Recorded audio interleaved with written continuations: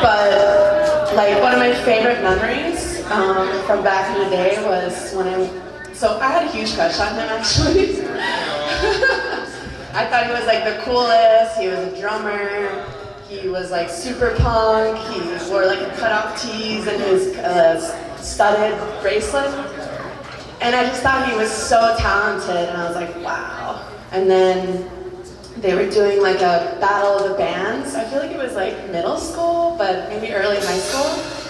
And I was like, I have to go. And I like purposely wore my skull like outfit, like t-shirt or whatever.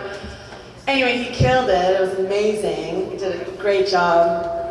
And I felt so special because he decided to like give me his drumstick after the show. And I was like, oh my God. And at some point he did give me his studded bracelet, which made me feel really special. And then like a few years later, we became closer friends, and he would do like really fun, I don't know, band sessions, jam sessions at his house. And I remember that he would have like, you know, his friends come over and play music, and I just thought it was the coolest thing ever. Then a few years later, he asked me to prom. Yeah! And I have to say that we were like the coolest like punk rock couple at the prom, because we both, like, I wore black and then my makeup black and everything. It was really cool. And he was like the best date ever because his rhythm was like on point. See all these other guys are like this, and he was like on beat, and I was like, this is freaking great. Like my prom date is like amazing dancer and like super on beat. And it was like a super special night, and I'm really glad that I got to share that with him.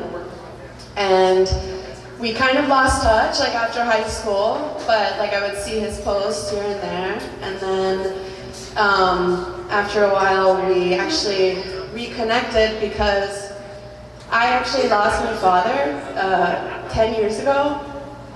And when I saw that Mike had lost his father as well, I decided to reach out because I really wanted to be there for him.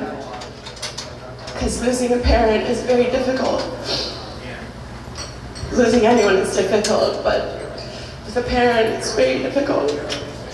And I just wanted him to know that I was there for him, and we ended up meeting up and I reconnected, and it was really wonderful because we just caught up on all this time that we had lost, you know, like, not really lost, but just like, we just taken separate paths, and we were able to talk about our dads, and it was very special to be able to share that with him as well.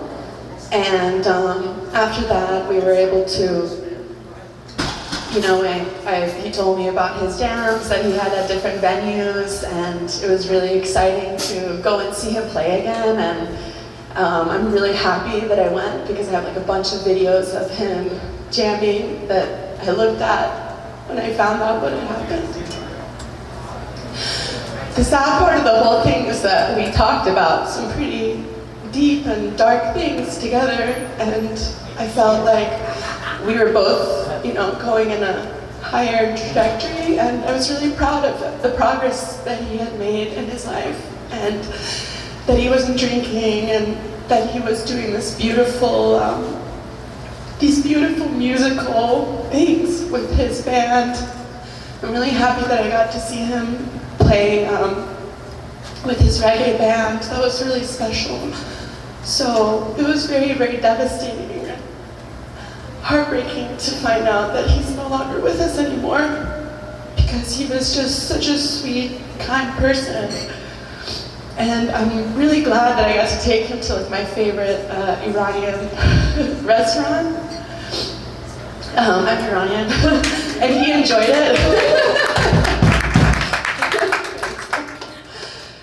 He enjoyed it a lot, so I'm just really grateful that I got to see him again and to share those like final memories. I wish that they weren't final. I wish that he was still with us.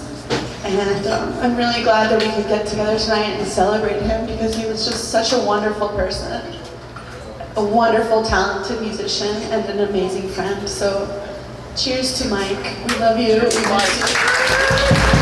you.